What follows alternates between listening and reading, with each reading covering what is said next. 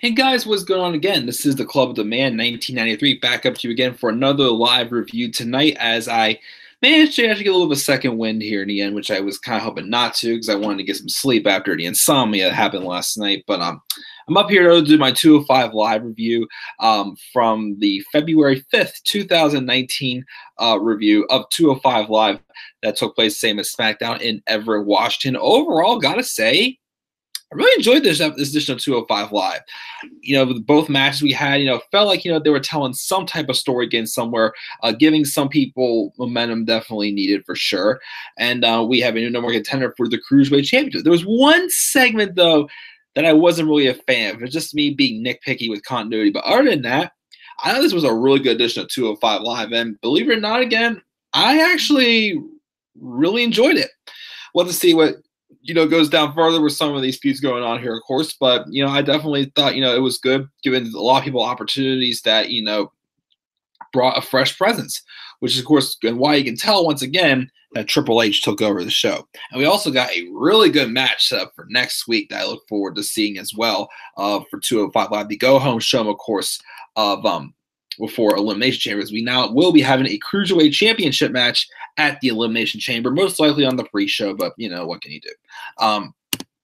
But let's get rolling here, guys. Let's talk about this episode. The show was up as usual with Drake Maverick doing his usual thing, promoting the matches tonight. Mainly promoting, though, that we are getting a fatal four-way elimination match in the main event to determine our new number one contender for the Cruiserweight Championship. And that match will be between Cedric Alexander, Akira Tozawa, Lio Rush, and the newcomer Humberto Carrillo, who, again, has definitely been impressing me for sure. He definitely is a future champion. As you'll know, he's not going to be fighting for a championship yet, but, but he still put on a great showing a few weeks ago when he debuted against Buddy Murphy.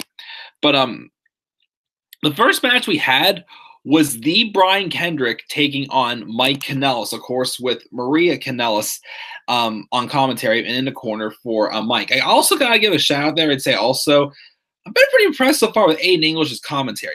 Yes, he's more of a babyface commentator now. I'm not going to do, a turn alert for him because if he comes back to the ring as a heel again, it would kind of look a little ridiculous. But I gotta say, I've been pretty impressed with his commentary so far, I gotta say. He sounds intelligent. He knows what he's talking about. Well, then again, also, who's in his ear? Oh, that's right, Triple H, not Vincent Kennedy McMahon. But at first when he announced this match, I'm like, So I'm not really feeling Mike Kanellis on 205 Live so far. I mean, other than the fact that, I've enjoyed, again, the fact that they're making like Maria looking like, she's the one wearing the pants and the opportunities that they're getting pretty much. Like I appreciate that. And then with the Brian Kendrick, I'm still feeling I'm trying to dig into this babyface character a little bit more. Because again, I wasn't feeling him turning face when he did. But the match happened, and throughout the match, Aiden English, and then we're talking about how Mike has been losing. And honestly, my thing was, okay, if Mike kind of just jobs out to the Brian Kendrick here, then I feel that would be a sign that he's probably on his way out soon. Maybe, who knows? I'm not sure. It could still be depending on the outcome. Again, there have been rumors that him and Maria did ask for their releases, which could be true, may not be true. I'm not sure. Of course, I'll talk about Hideo Itami again in a second here.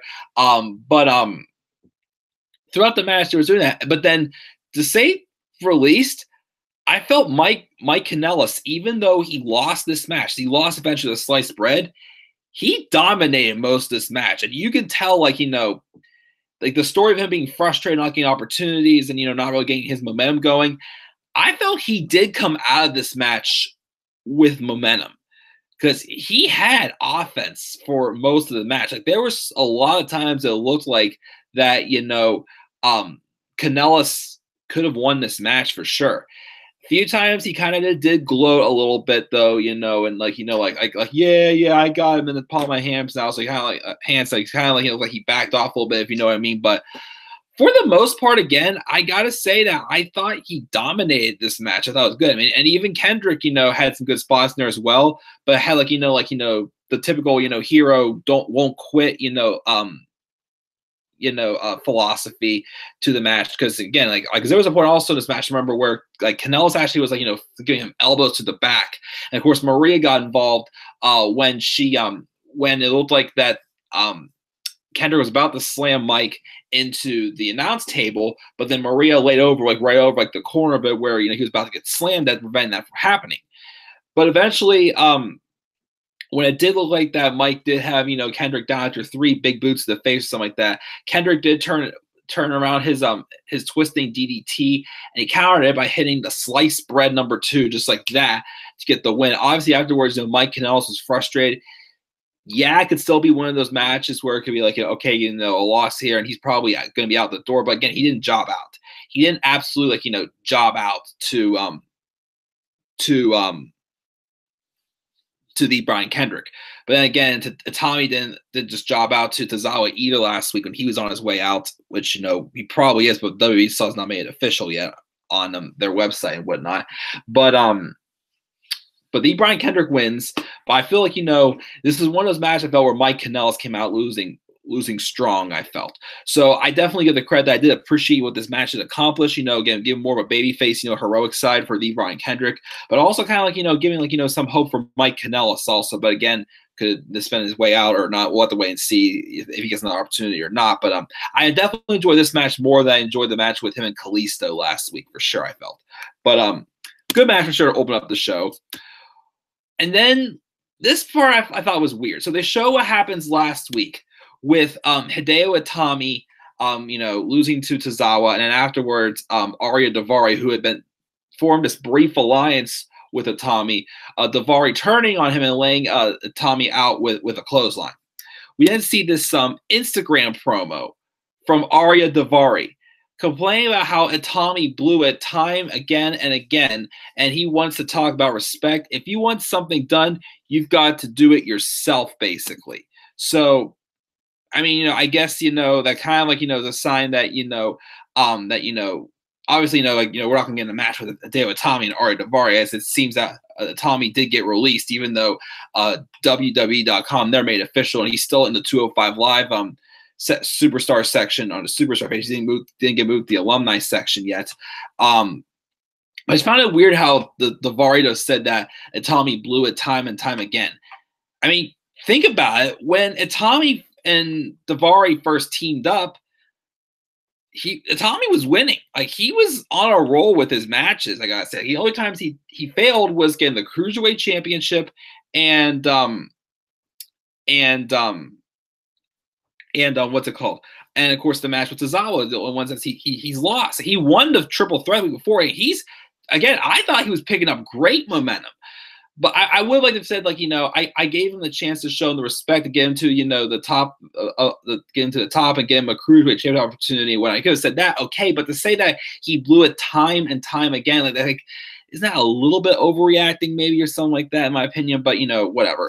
So I don't know what's going to happen now with Daivari as a singles competitor. We'll have to wait and see again. I was gaining again the interest in him for sure. When he was with Itami, as again before, as I can say, I wasn't that big of a fan of him until he came back from his injury. But we'll see where he goes as a single star. Maybe something will change. We'll just wait and see.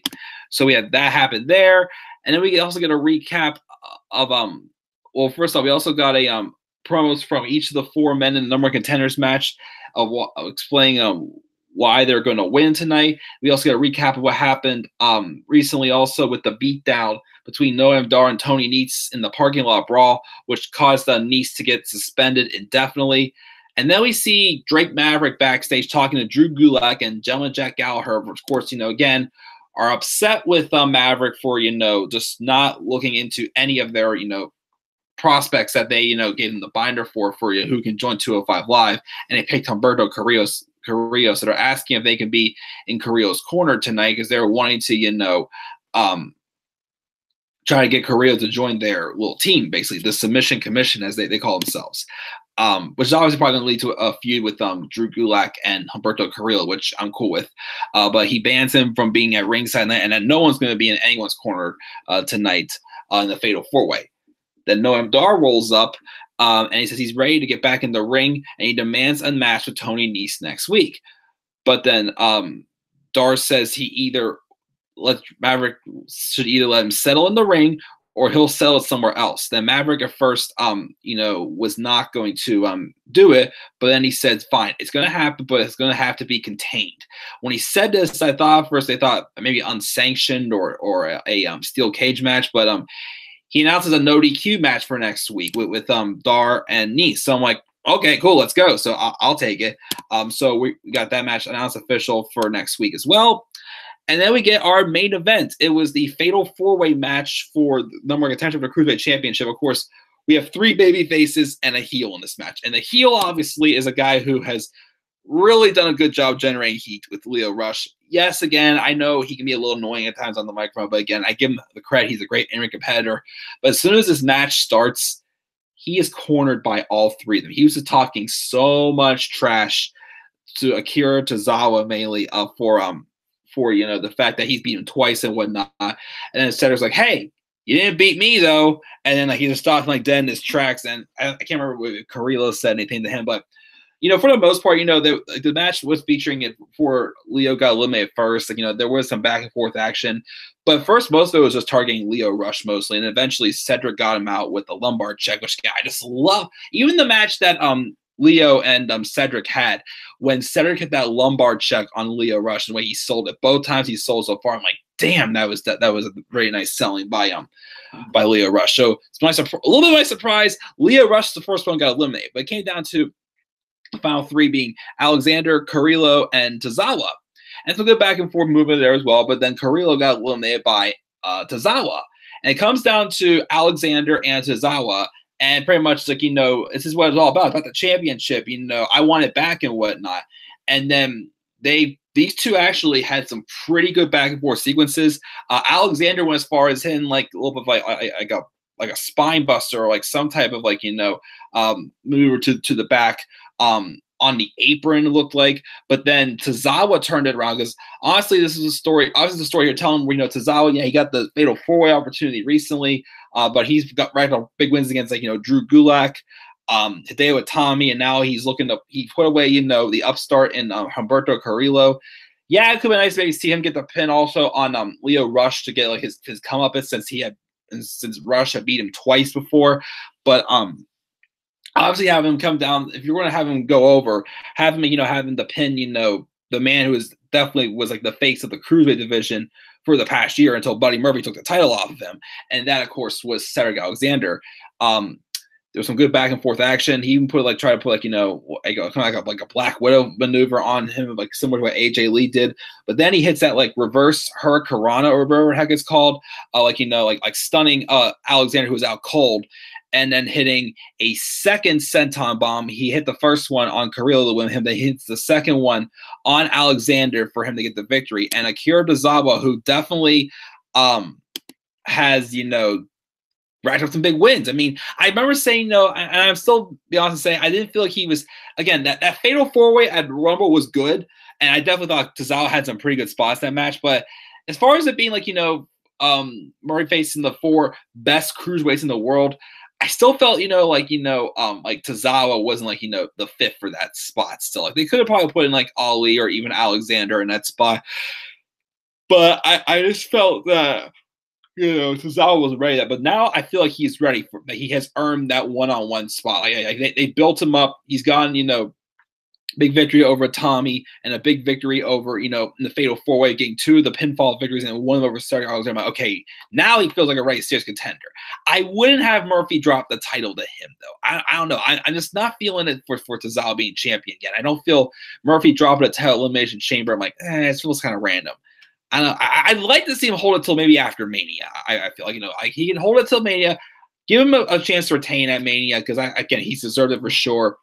And afterwards, also, we had Murphy on the Titantron congratulating Tozawa, but say how he's really looking ahead of him because he's looking forward to getting to WrestleMania and then cementing himself as the greatest cruiserweight in the world. And you can't stop the unstoppable, basically, which, he has been unstoppable for sure. So we'll see what happens in this match, but I enjoyed it. And again, I enjoyed this episode of 205 Live. I gave it an A-, really. Again, the only thing I was a little I thought was a little off was, again, that continuity in the promo with Daivari saying how, Tommy blew it time and time again.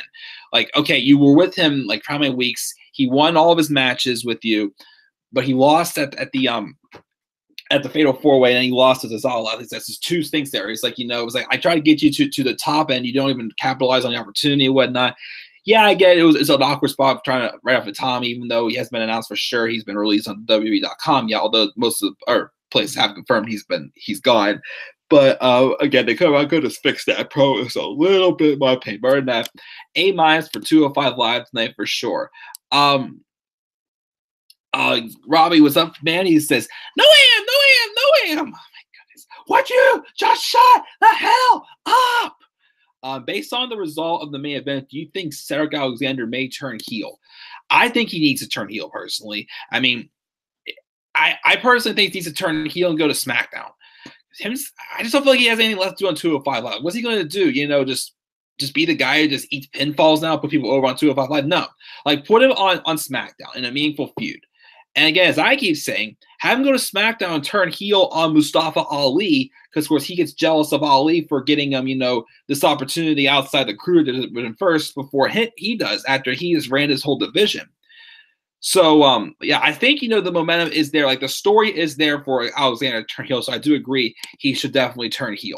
And as always, guys, give Robbie a quick shout out. As always, guys, please check out Robbie's channel as well to get some good fantasy booking ideas. And if you like what we see, always get hashtag please sign Robbie trending on Twitter. But I'm going to check out here tonight, guys, because, again, I'm going to go to bed.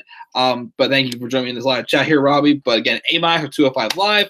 We're great to check out 205 Live. Please leave your thoughts down in the comment section below. And be sure always to click my like and subscribe or contact my channel, and follow me on Twitter as well at DemandAirburning3. And guys, tomorrow I will see you for my live reviews of NXT UK and NXT. And I still got to watch Halftime Heat. So when I do watch it, maybe I'll do live reactions. People were saying the Halftime Heat was pretty good. So maybe I'll do live reactions for Halftime Heat. So guys, till then, guys, have a great night. Good night's sleep all, and peace out, everybody.